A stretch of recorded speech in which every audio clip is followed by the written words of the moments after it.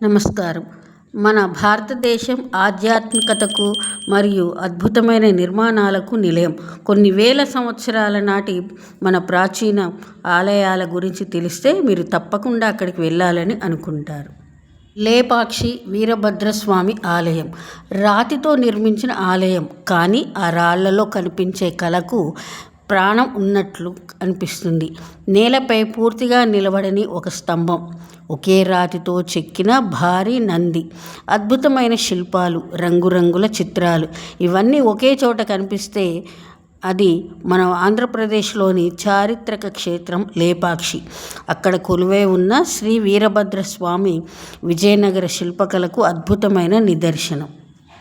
ఆంధ్రప్రదేశ్లోని శ్రీ సత్యసాయి జిల్లాలో ఉన్న లేపాక్షి చరిత్ర, ఆధ్యాత్మికత, శిల్పకళల కలయికగా నిలిచింది. ఆలయం ఒక తాబేలు ఆకారాన్ని పోలిన కొండపై ఉంది. దీనిని కూర్మశైల అని పిలుస్తారు. లేపాక్షి ప్రధాన ఆలయ సముదాయంలో వీరభద్రస్వామి ఆలయంతో పాటు శివుడు, విష్ణువుకి సంబంధించిన ఆలయాలు కూడా ఉన్నాయి.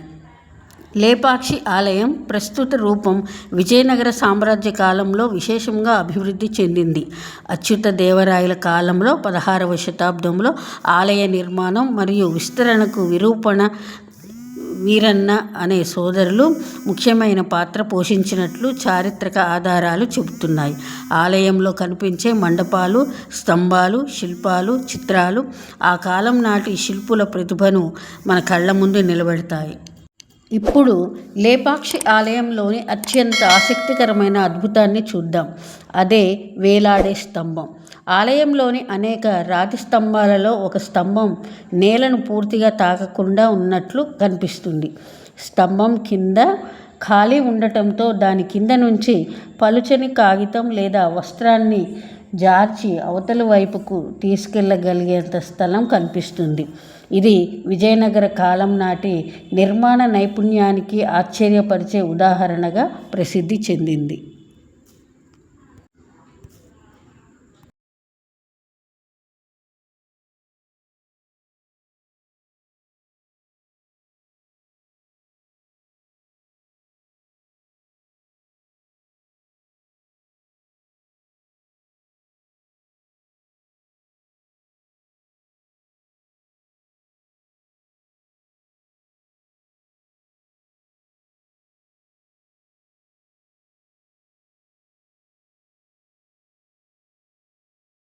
ఆలయానికి సమీపంలో కనిపించే భారీ ఏకశిలా నంది లేపాక్షికి మరో ప్రత్యేక ఆకర్షణ.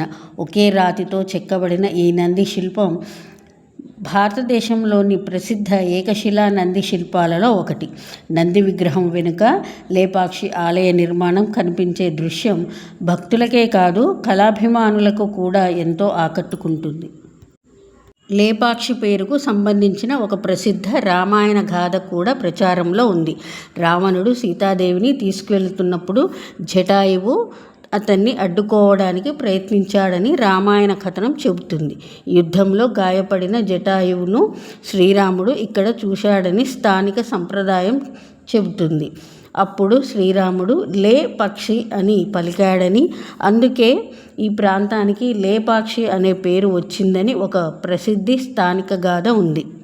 లేపాక్షి ఆలయాన్ని చూస్తే మన పూర్వీకుల దగ్గర ఉన్న నిర్మాణం జ్ఞానం ఎంత గొప్పదో అర్థమవుతుంది. రాతి స్తంభాల్లో శిల్పాలు, పైకప్పులపై చిత్రాలు, మండపాల్లో అద్భుతమైన అలంకరణలు.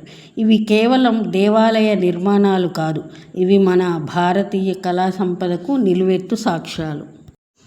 వేల సంవత్సరాల చరిత్రను తనలో దాచుకున్న లేపాక్షి వీరభద్రస్వామి భక్తిని, విజయనగర శిల్పకళను, భారతీయ సంస్కృతిని మనకు పరిచయం చేస్తుంది. మీరు లేపాక్షిని సందర్శించినప్పుడు కేవలం ఆలయాన్ని చూడకండి, అక్కడి ప్రతి శిల్పాన్ని గమనించండి, ప్రతి స్తంభాన్ని పరిశీలించండి, ప్రతి చిత్రంలో దాగి ఉన్న కళను ఆస్వాదించండి. ఎందుకంటే లేపాక్షి ఒక ఆలయం మాత్రమే కాదు, మన చరిత్రను రాతిలో రాసిన ఒక అద్భుత కళాగ్రంథం. శ్రీ వీరభద్రస్వామి వారి ఆశీస్సులు అందరికీ ఉండాలని కోరుకుంటూ ఓం వీరభద్రాయ నమః.